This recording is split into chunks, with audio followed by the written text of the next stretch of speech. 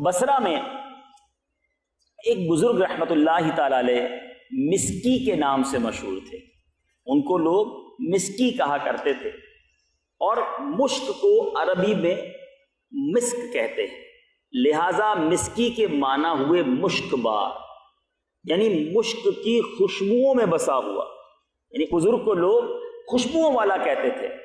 وہ بزرگ ہر وقت خوشبودار اور مہکے رہتے تھے، لوگ ان کے قریب آتے انہیں خوشبو آتی تھی، یہاں تک کہ وہ جس راستے سے گزر جاتے وہ راستہ بھی مہک اٹھتا، وہ راستہ بھی خوشبودار ہو جاتا، اور جب داخل مسجد ہوتے تو ان کی خوشبو سے لوگوں کو معلوم ہو جاتا کہ حضرت مسکی رحمت اللہ تعالی علیہ تشریف لائے ہوئے ہیں۔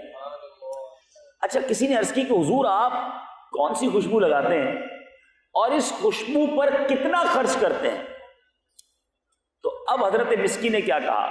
کہتے ہیں میں نے آج تک کبھی خوشبو نہ خریدی ہے نہ لگائی ہے، میرا واقعہ بڑا عجیب و غریب ہے۔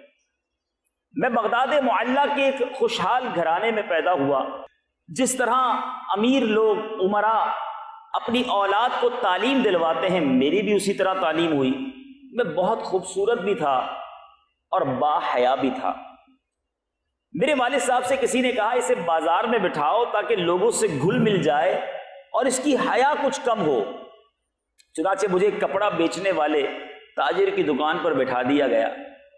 ایک روز ایک بڑھیا نے کچھ قیمتی کپڑے نکلوائے، پھر بزاز یعنی کپڑے والے بزنس مین سے کہا کہ میرے ساتھ کسی کو بھیج دو کہ جو پسند ہوگا انہیں لینے کے بعد قیمت اور کپڑا ہم واپس کر دیں گے۔ گھر لے جاتے ہیں مختلف کپڑے اور جو چوز کرنا ہوگا چوز کر لیں گے۔ اب وہ کپڑے کے جو تاجر تھا اس نے حضرت مسکی کہتے ہیں میں نوجوان تھا مجھے بھیج دیا اس بڑھیا کے ساتھ۔ میں بڑھیا کے ساتھ جب گیا تو وہ مجھے ایک عظیم الشان محل میں لے آئی، اور اس میں ایک بڑا ہی بہت ہی ڈیکوریٹڈ آراستہ کمرہ تھا۔ میں وہاں چلا گیا، کیا دیکھتا ہوں کہ زیورات سے آراستہ خوش لباس ایک جوان لڑکی تخت پر بچھے ہوئے قالین پر بیٹھی ہے۔ تخت و فرش سب کے سب زرعی ہیں، ڈیکوریٹڈ ہیں، اس قدر نفیس تھا کہ میں نے پہلے ایسا کمرہ کبھی نہیں دیکھا تھا۔ مجھے دیکھتے ہی اس لڑکی پر شیطان غالب ہوا، وہ ایک دم میری طرف لپکی اور مجھے برائی کے لیے آمادہ کرنے لگی، بے حیائی اور بدکاری کے لیے آمادہ کرنے لگی۔ میں نے گھبرا کر اس لڑکی سے کہا اللہ سے ڈر، مگر اس پر شیطان پوری طرح مسلط تھا۔ جب میں نے اس کی ضد دیکھی تو گناہ سے بچنے کے لیے میں نے ایک تجویز سوچی۔ ذرا غور کریں میرے جو نوجوان یہاں بیٹھے ہیں، آج حال یہ ہے کہ نوجوان گناہ کرنے کے لیے موقع تلاش کر رہا ہے، ایسے جگہوں پر ایسے اڈوں پر جاتا ہے جہاں بے حیائی اور بدکاری ہو، اور اس با حیا اور خوش شکل نوجوان کو آفر کی جا رہی ہے بے حیائی کے لیے، بدکاری کے لیے، دیکھنے والا بھی کوئی نہیں، کمرہ بھی بند۔ مگر اس نوجوان کو خوف خدا کیسا تھا، کہتے ہیں کہ میں نے اب ایک تجویز سوچی، اب کیا کروں؟ کہتے ہیں میں نے کہا کہ مجھے استنجا خانے میں جانا ہے، مجھے ٹوائلٹ میں جانا ہے۔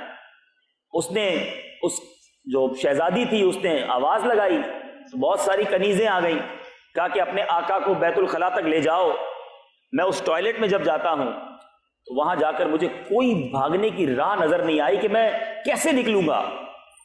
اب میں اس عورت کے ساتھ بدکاری نہیں کرنا چاہتا تھا، اپنے رب سے ڈر بھی لگ رہا تھا، حیا آ رہی تھی، عذاب جہنم کا خوف تھا، اب کرتا کیا؟